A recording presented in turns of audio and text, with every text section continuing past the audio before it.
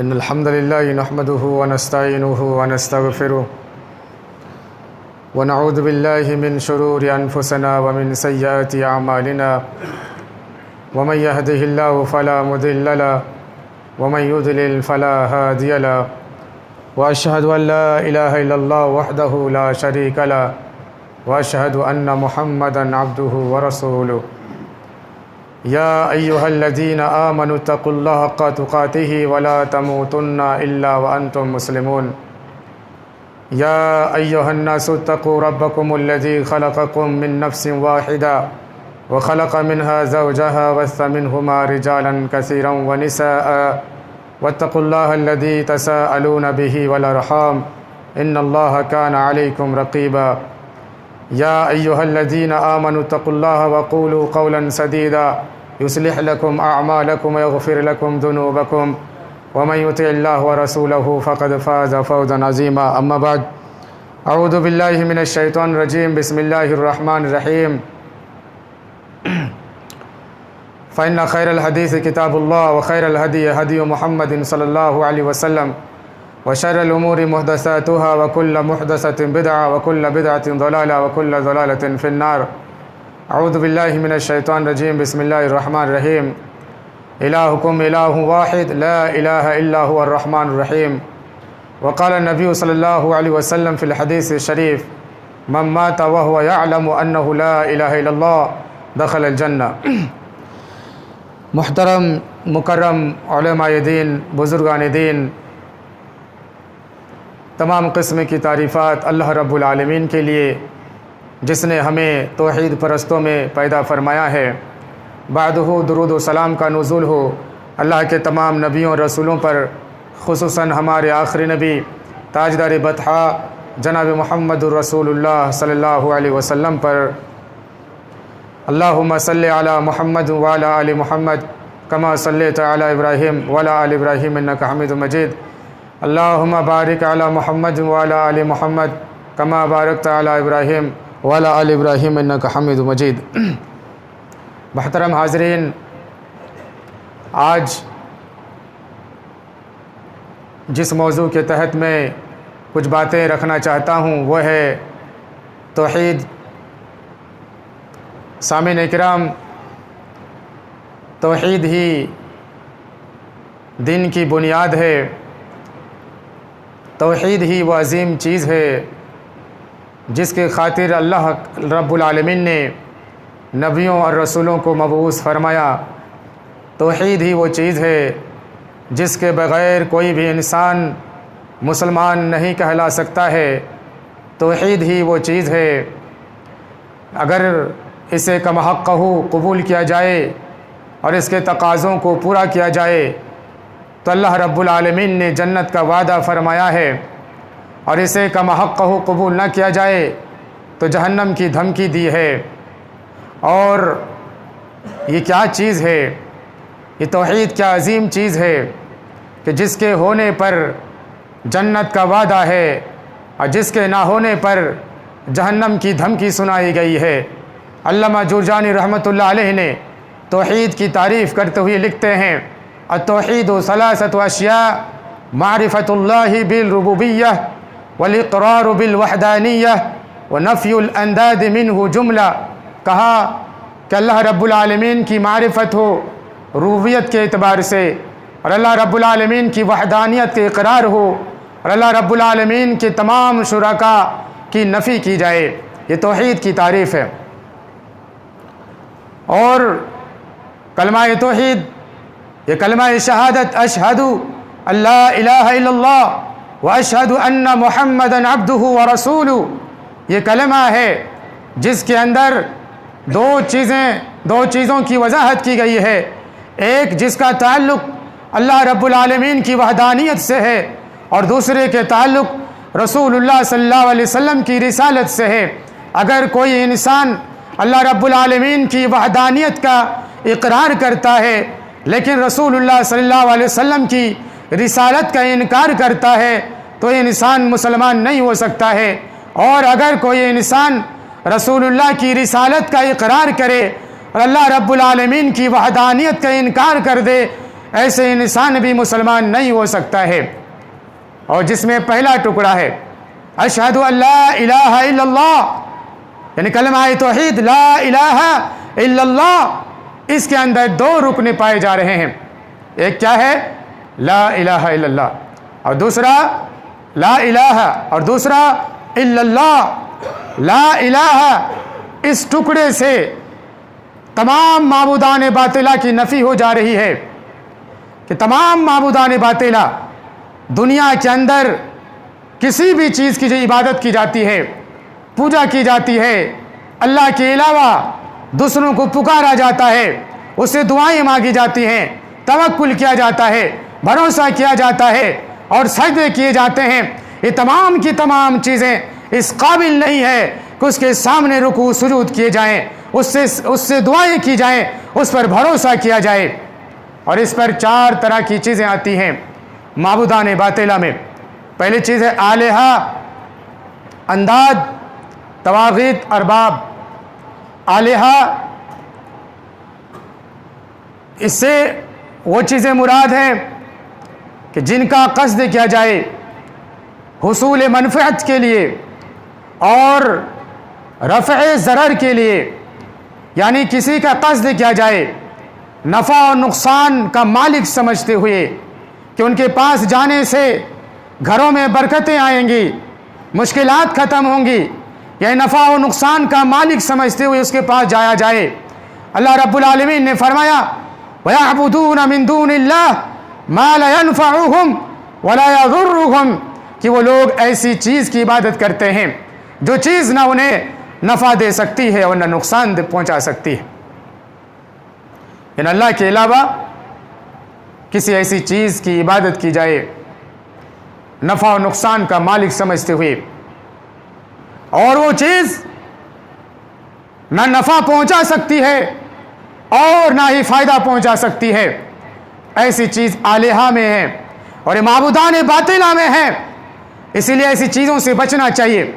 لیکن آج ہمارے معاشرے پر نظر دوڑائیں، ہمارا عقیدہ کتنا بگڑ گیا ہے، ہمارے ایمان میں کتنا گڑبڑی پیدا ہو گئی ہے کہ ہم اللہ رب العالمین کو چھوڑ کر غیروں کو مالک، نفع و نقصان کا مالک تصور کرتے ہیں، نفع و نقصان کا مالک سمجھتے ہیں۔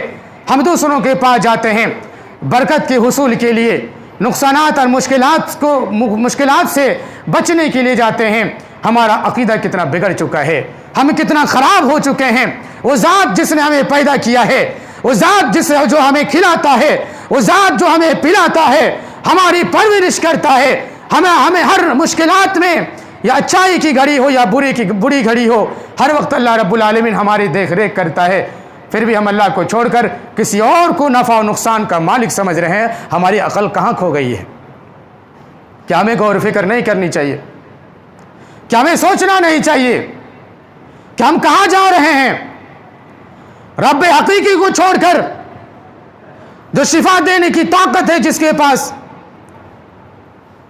ہر چیز کی طاقت ہے، اسے نفع و نقصان کا مالک نہ مانتے ہوئے ہم کسی اور کو مانتے ہیں۔ اور دوسری چیز ہے طواغیت، یہ طاغوت کی جمع ہے۔ اس سے مراد ہر وہ چیز یا شخصیت ہے جس کی عبادت کی جاتی ہے، جس کی پوجا کی جاتی ہے، جیسے بت، مورتیاں، نجومی، کاہن، چاند، سورج، زمین، پیڑ، پودے، پتھر، قبر، مزار، جتنی بھی چیزیں ہیں جس کی عبادت کی جاتی ہے، یا اس کے اندر وہ چیزیں بھی آ جاتی ہیں جو ظالم حکمراں ہیں، جن کی اطاعت کرنے پر لوگ مجبور ہیں، یا لوگ کسی شخصیت کو اس حساب سے تسلیم کرتے ہیں کہ اگر یہ حلال چیز کو حرام قرار دے تو حرام ہو جاتی ہے، یہ حرام چیز کو حلال قرار دے تو حلال ہو جاتی ہے۔ اللہ رب العالمین نے فرمایا الم تر الی الذین اوتوا نصیبا من الکتاب یؤمنون بالجبت والطاغوت، کیا آپ نے نہیں دیکھا ایسے لوگوں کو جنہیں کتاب میں سے کچھ علم دیا گیا ہے، اور ایسے لوگ بت اور طاغوت پر ایمان رکھتے ہیں، بت اور طاغوت پر ایمان رکھتے ہیں۔ نظر میں دوڑائے معاشرے کے اندر ہم میں سے بہت سارے لوگ ایسے ملیں گے جو کسی ایسی شخصیت کو اس حساب سے تسلیم کرتے ہیں کہ وہ جو کہہ دے وہی صحیح ہے، جو کہہ دے، جو بات کہہ دے وہی صحیح ہے، قرآن کے اندر کیا ہے، حدیث کے اندر کیا ہے، اس سے کوئی مطلب نہیں ہوتا ہے، ہمارے والے نے یہ کہہ دیا یہی صحیح ہے۔ اور انداد یہ ند کی جمع ہے، اس سے مراد یہ کہ اللہ کے علاوہ کسی سے بھی کسی بھی چیز سے اتنا دلی تعلق ہو، لگاؤ ہو کہ جس کی وجہ سے اللہ رب العالمین کی عبادت سے غافل ہو جائے، اللہ رب العالمین کی عبادت سے، بندگی سے، ذکر و اذکار سے غافل ہو جائے، یہ بھی معبودان باطلہ میں سے ہیں۔ اور ایسی محبت کرنے سے اسلام نے منع کیا ہے کہ جس محبت سے آپ اللہ کو بھول جائیں، اللہ کی عبادت بھول جائیں، نماز پڑھنا بھول جائیں، روزے رکھنا بھول جائیں، اللہ کا ذکر و اذکار کرنا بھول جائیں، ایسی لگاؤ، ایسا تعلق اور ایسی محبت سے منع کیا ہے۔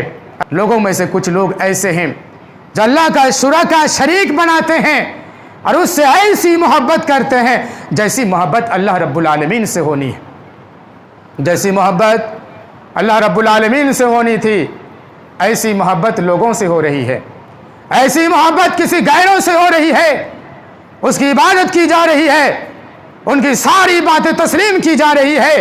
یہ محبت صرف اللہ رب العالمین سے ہونی ہے، لیکن ہم اللہ کو چھوڑ کر کسی اور سے ہم محبت کرتے ہیں اس طرح، اور جس محبت کی وجہ سے ہم نماز چھوڑ دیتے ہیں، روزے چھوڑ دیتے ہیں، ذکر و اذکار چھوڑ دیتے ہیں، قرآن کی تلاوت چھوڑ دیتے ہیں، یہ محبت ہمارے لیے نقصان دہ ہے، دنیا بھی تباہ کر سکتی ہے اور آخرت بھی تباہ ہو سکتی ہے۔ اور چوتھی چیز ہے ارباب۔ ارباب سے مراد وہ لوگ ہیں جو غلط باتیں بتائیں، یعنی جو حکم ہے اسلام کا اس کی الٹی باتیں بتائیں اور اس کو ہم جاننے کے باوجود تسلیم کریں، تو یہ ارباب میں ہے۔ اللہ رب العالمین نے فرمایا اتخذوا احبارهم ورهبانهم اربابا من دون اللہ، ان لوگوں نے اپنے علماءوں کو اللہ کے علاوہ ارباب بنا لیا، رب بنا لیا۔ عدی بن حاتم رضی اللہ تعالیٰ عنہ نے رسول اللہ صلی اللہ علیہ وسلم سے اس کے تعلق سے پوچھا کہ عیسائیوں نے، نصارہ نے تو اپنے علماءوں کو رب نہیں بنایا، کہا رسول اللہ صلی اللہ علیہ وسلم نے کیا ان کے علماءوں کے کسی چیز کے حرام کر دینے کی وجہ سے، حرام کر دینے پر لوگ اس کو تسلیم نہیں کیا کرتے تھے؟ کیا کسی چیز کو حلال کر دینے پر لوگ اس پر عمل یا اس کو حلال نہیں تسلیم کرتے تھے؟ عدی بن حاتم نے کہا ہاں۔ تو رسول اللہ صلی اللہ علیہ وسلم نے فرمایا کہ یہی عبادت ہے، یہی عبادت ہے۔ سامعین کرام، یہ لا الہ نہیں ہے کوئی معبود برحق، اس کے اندر یہ ساری چیزیں آ جاتی ہیں جو اللہ کے علاوہ جسے لوگ رب کی حیثیت دے رکھی ہے، اس سے ہٹا جائے، اس کو چھوڑا جائے اور صرف اللہ رب العالمین کو رب مانا جائے۔ دوسرا جو رکن ہے، دوسرا ٹکڑا ہے الا اللہ و اللہ رب العالمین۔ لا الہ الا اللہ، نہیں ہے کوئی معبود برحق سوائے اللہ رب العالمین کے، یعنی اللہ تعالیٰ ہی عبادت کے قابل ہے، اور اللہ کے علاوہ کوئی بھی عبادت کے قابل نہیں ہے، نہ یہ چاند، نہ سورج، نہ پتھر، نہ پیڑ، نہ پودے، یہ کوئی بھی چیز، کوئی ایسی چیز ہے ہی نہیں جو اس قابل ہو کہ اس کے سامنے رکوع سجود کیے جائیں، اس کے سامنے رکوع سجود کیے جائیں، اس پر توکل اور بھروسہ کیا جائے، اس سے دعائیں کی جائیں۔ اللہ رب العالمین کون ہے؟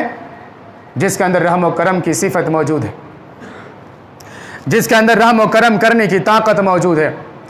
اللہ رب العالمین نے فرمایا وَإِلَٰهُكُمْ إِلَٰهٌ وَاحِدٌ لَا إِلَٰهَ إِلَّا هُوَ الرَّحْمَٰنُ الرَّحِيمُ، کہ تمہارا ہمارا معبود ایک ہی ہے، اور وہ کون ہے؟ جو رحمان اور رحیم ہے، جس کے اندر رحم و کرم کی صفت موجود ہے، جس کے اندر رحم و کرم کی طاقت موجود ہے۔ اب اللہ کے علاوہ جن کی پوجا کی جاتی ہے، ذرا غور کریں، کیا ان چیزوں کے اندر رحم و کرم کی صفت موجود ہے؟ چاند کی پوجا کی جاتی ہے، سورج کی پوجا کی جاتی ہے، پیڑ پودوں کی پوجا کی جاتی ہے، اور پتھروں کی عبادت کی جاتی ہے۔ اس کے علاوہ بہت ساری چیزیں ہیں جہاں مسلمان جا کر جھکا کرتے ہیں، کہ ان چیزوں کے اندر رحم و کرم کرنے کی صفت موجود ہے، رحم و کرم کرنے کی صفت موجود ہے۔ یہ تو ہمارے نذرانے سے ان کا گھر چل رہا ہے۔ یہ نذرانے کے طور پر 100 روپے، نذرانے کے طور پر 1000 روپے، نذرانے کے طور پر پیسے ہم دیتے چلے آتے ہیں، جس نذرانے سے ان کا گھر چل رہا ہوتا ہے، یہ تو خود دوسروں کے محتاج ہے، ہماری ضرورتیں کیا پوری کر سکتا ہے؟ سامعین کرام، اس لیے کیا ہے؟ صرف اللہ رب العالمین کی عبادت کی جائے، اللہ رب العالمین کے سامنے جھکا جائے، اللہ رب العالمین ہی کے لیے نظر و نیاز پیش کی جائے، اسی پر توکل اور بھروسہ کیا جائے، کیونکہ حقیقی مالک اللہ رب العالمین ہے۔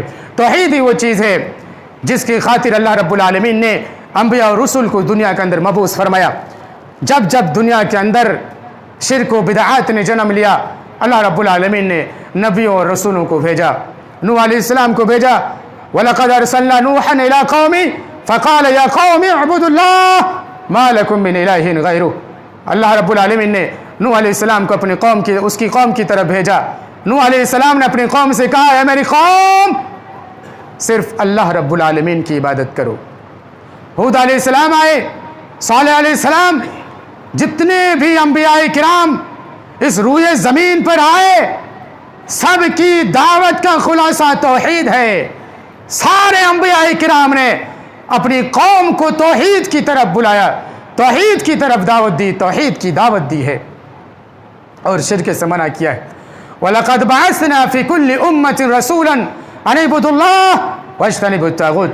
ہم نے ہر امت کے اندر رسولوں بھیجا، اور رسول تاکہ اللہ کی اطاعت کی جائے، عبادت کی جائے، اور شرک سے بچا جائے۔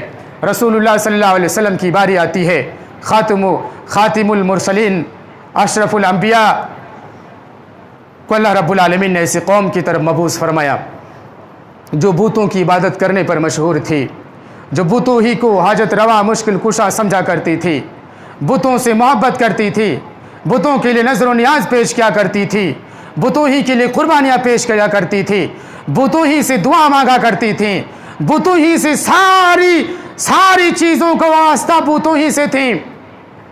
اللہ کے رسول صلی اللہ علیہ وسلم نے خطاب کیا، قولوا لا الہ الا اللہ تفلحوا، اے میری قوم، لا الہ الا اللہ کہو تم کامیاب ہو جاؤ گے۔ کیا فرمایا؟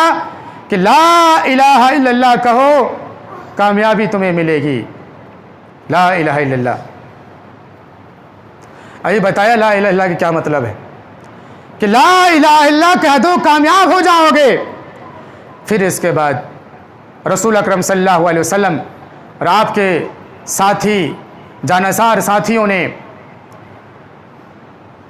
دعوت توحید کے خاطر تکلیفیں جھیلیں، اذیتیں برداشت کیں، یہاں تک کہ مکہ کی زمین تنگ ہو گئی، مسلمانوں کا جینا دو بھر ہو گیا، مکہ کی سرزمین چھوڑ کر مدینہ ہجرت کرنے پر مجبور ہوئے۔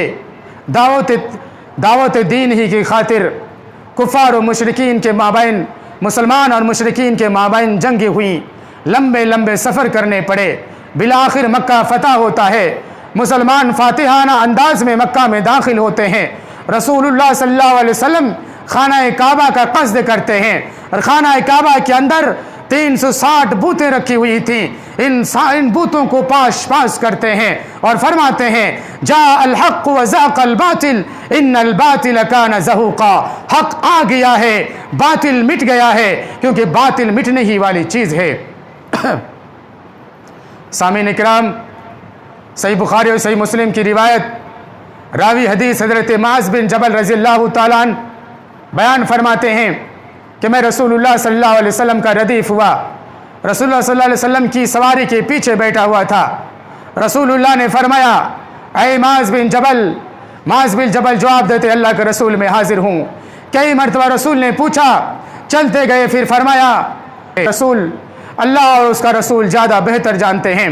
رسول اللہ صلی اللہ علیہ وسلم نے فرمایا کہ اللہ کا حق بندوں پر یہ ہے کہ بندہ صرف اللہ رب العالمین کی عبادت کرے اور اللہ رب العالمین کے ساتھ شرک نہ کرے۔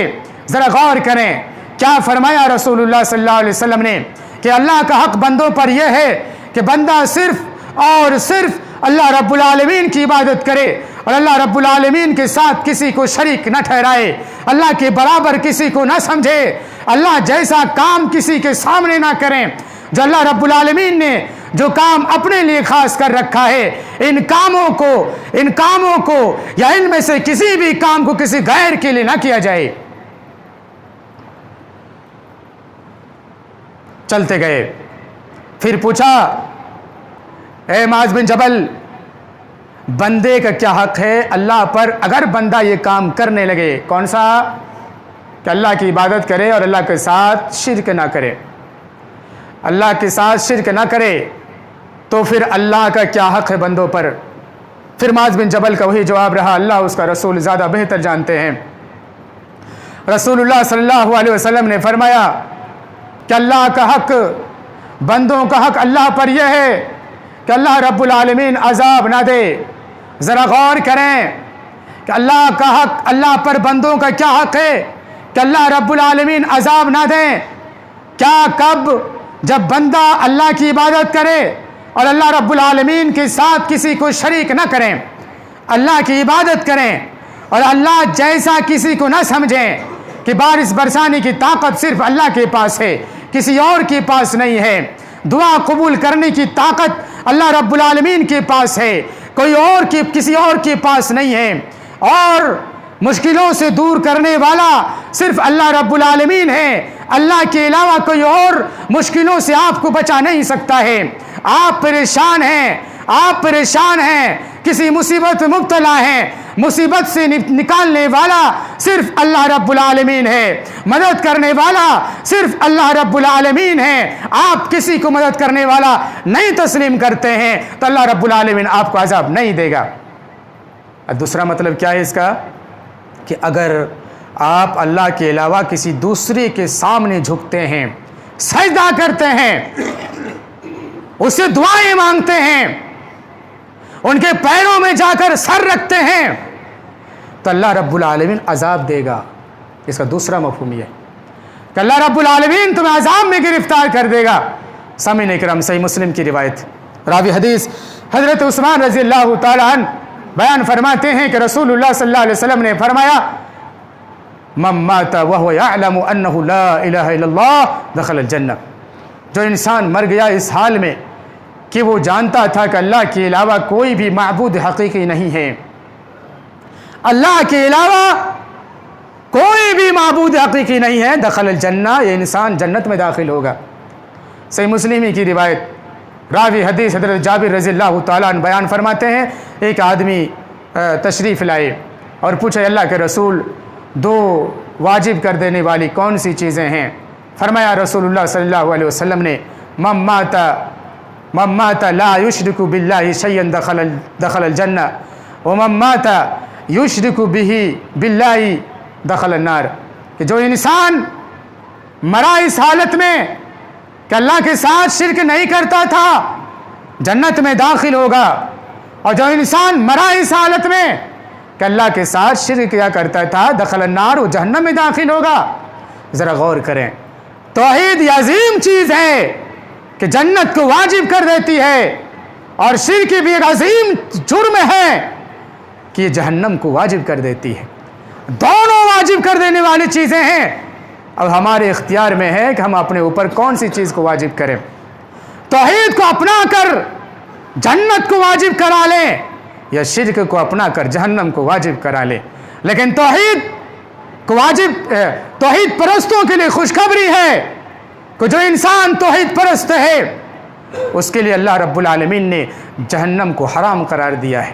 صحیح مسلم کی روایت، راوی حدیث حضرت ابو عبداللہ عبد الرحمن رضی اللہ تعالیٰ عنہ بیان فرماتے ہیں کہ عبادہ بن صامت رضی اللہ تعالیٰ عنہ کی موت کا وقت قریب آیا، میں پہنچا وہاں، ان کی حالت دیکھ کر رونے لگا۔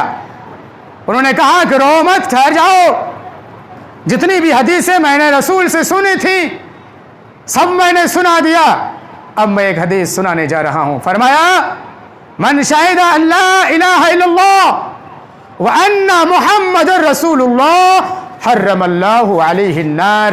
جس نے گواہی دی کہ اللہ کے علاوہ کوئی معبود نہیں ہے اور محمد صلی اللہ علیہ وسلم اللہ کے رسول ہے، حرم اللہ علیہ النار، تو اللہ رب العالمین نے اس پر نار، آگ کو حرام قرار دیا ہے، اللہ نے آگ کو حرام قرار دیا ہے۔ ذرا غور کریں، یہ توحید پرست اللہ رب العالمین کے نزدیک کتنا محبوب ترین ہیں، کتنا تقرب والے ہیں، کتنا محبوب بندے ہیں، اور اللہ نے ان پر کیا فضل و کرم کا معاملہ کیا ہے کہ جہنم کو حرام قرار دیا ہے۔ لیکن اس کا مطلب یہ نہیں ہے کہ ہم پہ جہنم حرام ہے توحید پرستوں پر تو جو چاہے کریں، نماز چھوڑ دے، روزے چھوڑ دیں، صدقہ و خیرات چھوڑ دے، زبان کا صحیح استعمال نہ کرے، جو چاہے کرے، کبائر بڑے بڑے گناہوں کا ارتکاب کرے، نہیں، یہ ہرگز مطلب نہیں ہے۔ جو اہل توحید ہیں اگر یہ گناہوں کا ارتکاب کرتا ہے تو اللہ رب العالمین بھی اس کو عارضی طور پر جہنم میں داخل کرے گا،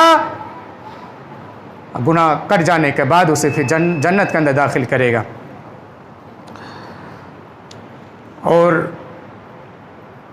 اور ایک حدیث بیان کر کے میں اپنی تقریر ختم کرتا ہوں۔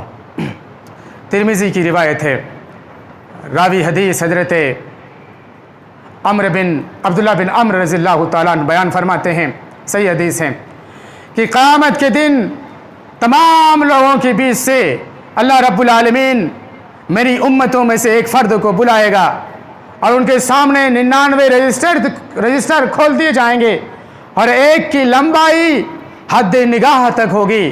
اللہ فرمائے گا کیا یہ سارے تمہارے اعمال ہیں، کیا تمہیں ان میں سے کسی کا انکار ہے؟ وہ کہے گا نہیں۔ پھر فرمائے گا اللہ رب العالمین کہ تمہارے پاس کوئی عذر ہے، کوئی دوسری نیکی ہے؟ وہ ڈر جائے گا، کہے گا اللہ میرے پاس کچھ نہیں ہے۔ اللہ فرمائے گا تمہاری ایک نیکی میرے پاس ہے۔ ایک کارڈ نکالے گا جس میں لکھا ہوا ہوگا اشہد ان لا الہ الا اللہ وان محمدن عبدہ ورسولہ، یہ لکھا ہوا ہوگا۔ وہ فرمائے گا اللہ اتنے سارے بڑے بڑے اور زخیم رجسٹروں کی موجودگی میں یہ کارڈ کیا حیثیت رکھتا ہے؟ اللہ رب العالمین فرمائے گا کہ آج تمہارا کسی کے ساتھ ظلم نہیں ہوگا۔ پھر ترازو کے ایک پلے پر اسے رکھا جائے گا اور دوسرے پر سارے رجسٹر رکھے جائیں گے اور یہ کارڈ کا پلہ بھاری ہو جائے گا۔ یہ ہے توحید، یہ ہے توحید کی اہمیت، یہ توحید کی ماننے والوں کے لیے خوشخبری ہے۔ آپ توحید پرست بن جائیے، آپ توحید کو اپنائیے اور اپنا عقیدہ درست کریں۔ اللہ رب العالمین نے جنت کا وعدہ کیا ہے۔ اللہ رب العالمین سے آخر میں دعا ہے کہ اللہ تعالی ہم تمام مسلمانوں کو توحید پرست بنا۔ یا اللہ ہمارے اندر ہمارے جو عقیدے بگڑ گئے ہیں، مولا کریم ہمیں عقیدے کی درستی کی توفیق عطا فرما، آمین۔